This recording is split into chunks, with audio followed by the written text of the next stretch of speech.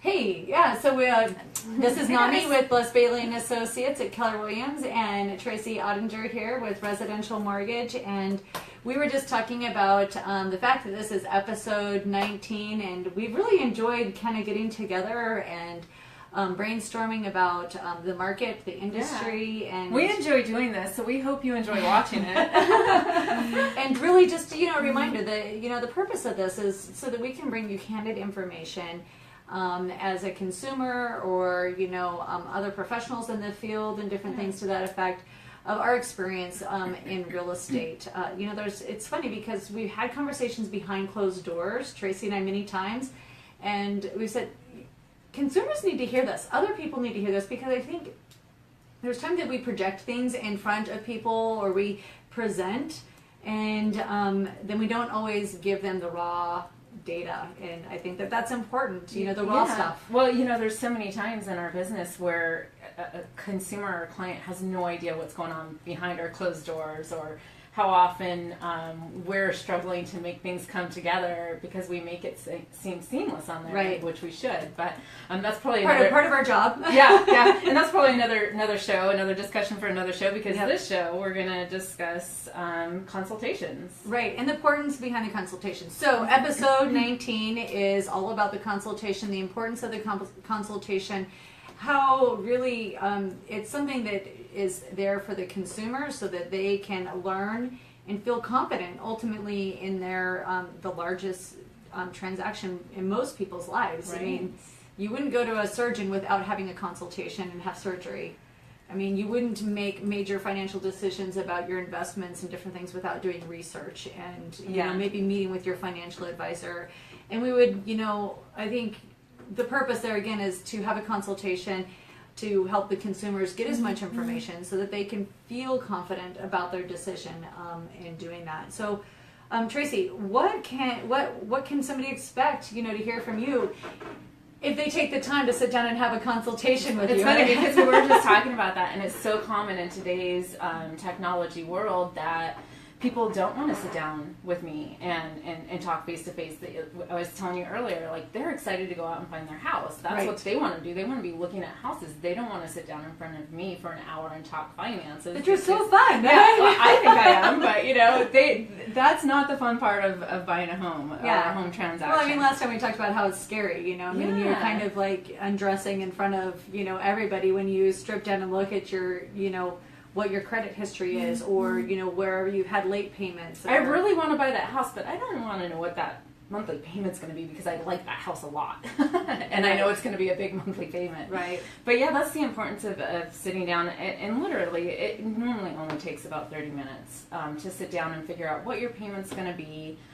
Look at your other finances. We have a home loan toolkit that we're going to upload to the site for everybody to look at. I was like, wow. I mean, there's a lot of information in there. There is, and if you just take, if you sit down with me, it'll take 15 minutes, 30 minutes. If you do it yourself, it'll probably take a little bit longer, but it really kind of breaks down your finances for you and makes you see, can I afford this house payment? And if I can, am I comfortable with it? Or am I going to be house poor every month, and that's all I'm paying for is my house because I don't have money to do anything else. That's no fun. Yeah. I mean, I know that working with hundreds of clients over the years, that's kind of my biggest concern. Like, I don't want anybody to be house poor. I want them to feel house rich and still live life after their mortgage and different things. And so that's important. That can be the negative of people going out and looking at houses before they sit down with a mortgage professional to find out what their payment's going to be.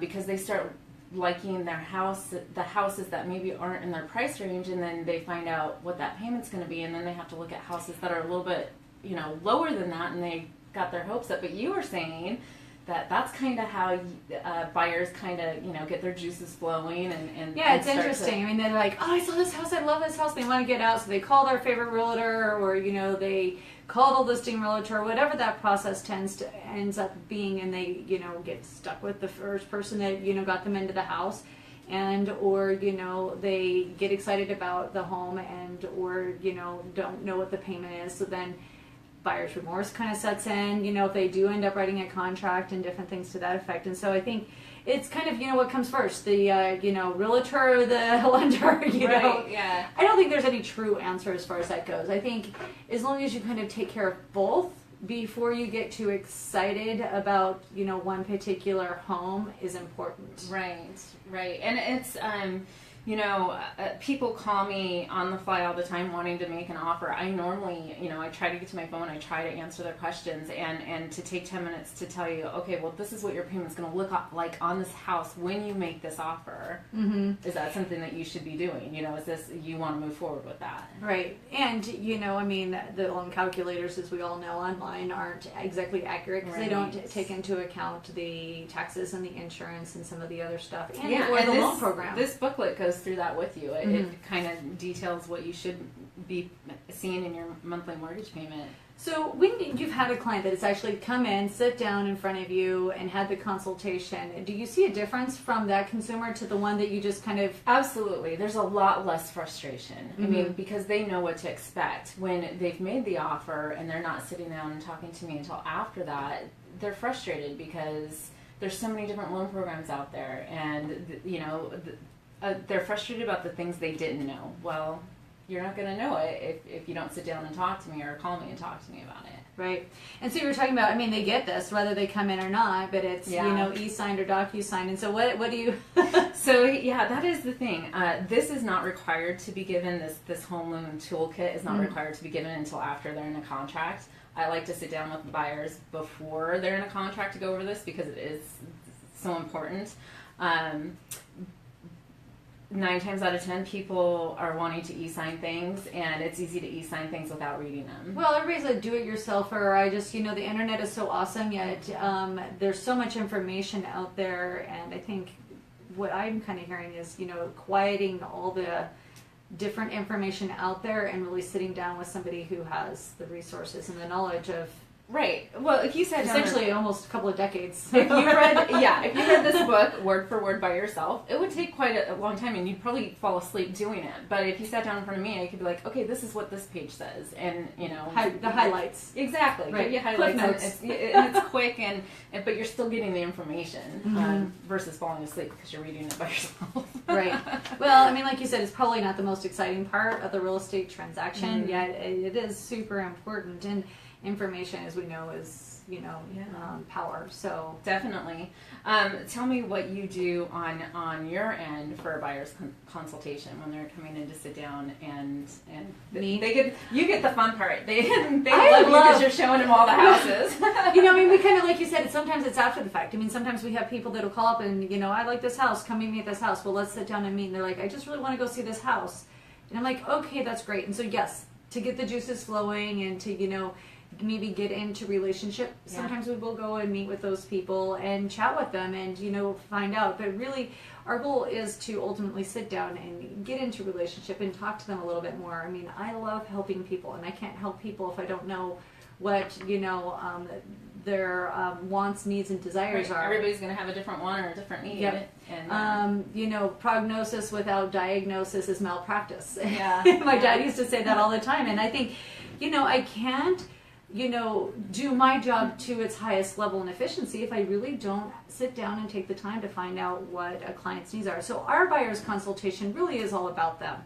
And I love that because I'm asking, a lot of questions about, what's important to you. If you could dream as big as you wanted, what would you dream for? And then we bring it down to, now what is realistic at this time? But then, I know, well, maybe that, someday house isn't so far away. Maybe that someday is now, and maybe...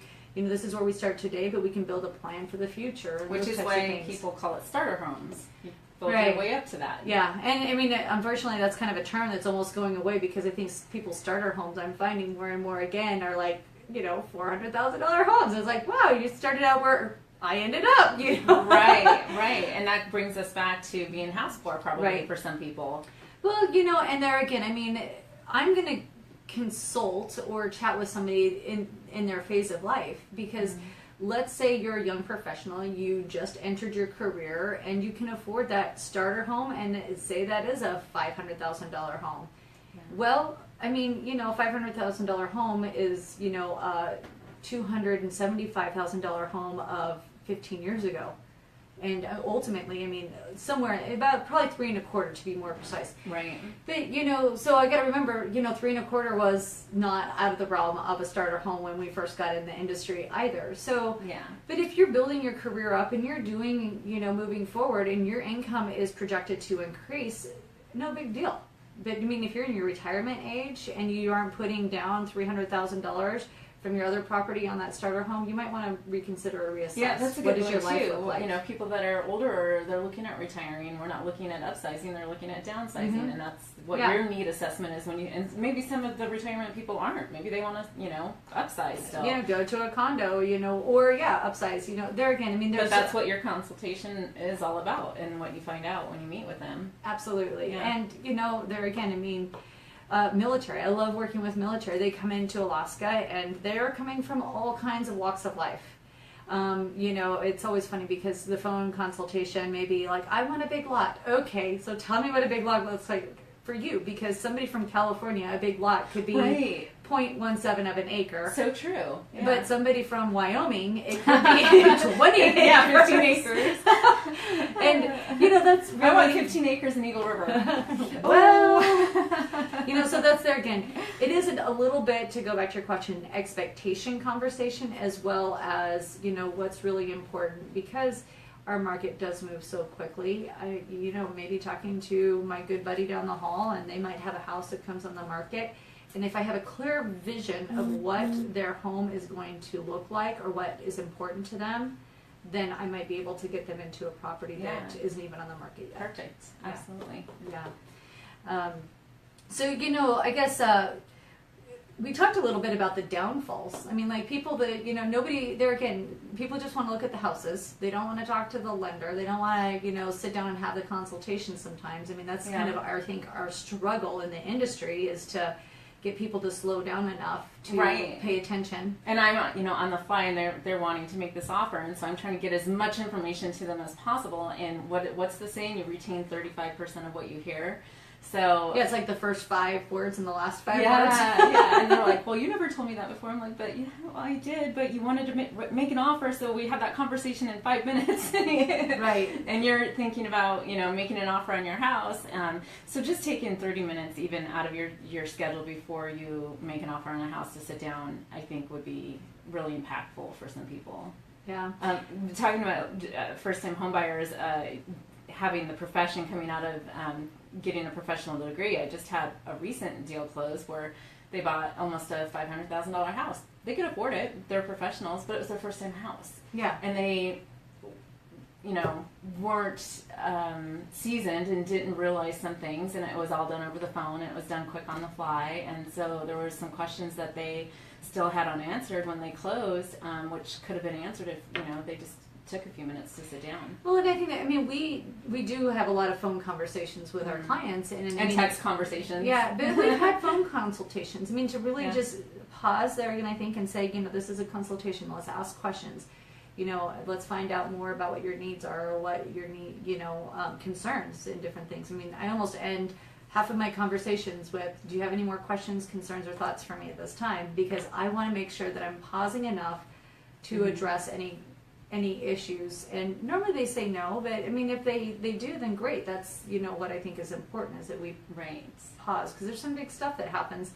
And whether it's a phone consultation or an in-person consultation, I think it's important to still have it. It is an important part of the process. The downfall there again is, I think people get buyer's remorse, whether it's in the middle of the transaction or at the end of the transaction, or 6 months later. Yeah, and I'd hate to see somebody have buyer's remorse 6 months later because they didn't take an extra 30 minutes. Yeah. Yeah. Or even in the middle of, you know, do people get to the point where they've made the offer and then they start to have buyer's remorse, and then they feel like they can't back out of the offer because they made the offer, they've got earnest money on the table now. Or they back out, you know, they wait, they hire a home inspection, and they use, you know, the terms of the home inspection to get them out. And you probably see that a couple of times, huh? Just a couple. But, you know, I think a lot of it there, again, you know, knowledge. It comes down to taking the time to set aside a moment to consult with your professionals so Yeah. that you can get your questions And answered. just touching on that really quick, that on this booklet that we're going to have uploaded, there's just 5 really easy bullet points that you can look at that will help you, decide, are you ready? And that one of those is, can I repay this loan? Am I comfortable with my monthly payment? Did I shop enough throughout the mortgage lenders in the industry to know that I'm getting the right kind of mortgage for me? And know whether or not your principal and interest payments are going to increase in the future, what kind of mortgage loan you're getting. Right. So. Yeah. All important points. Well, that's kind of it. We just wanted you guys to know and understand that it's super important to, with the biggest financial decision in your life, take time and utilize the people who have been in the industry for a long time to help you navigate those waters as far as that goes. Yes, and join us every Wednesday. Like we said at the beginning, we love doing these videos, so we hope you love watching them. We'd love to hear any kind of feedback you have, anything you want to hear about. Just comment in the comment section for us. All right, thanks. Have a good day. See you next week.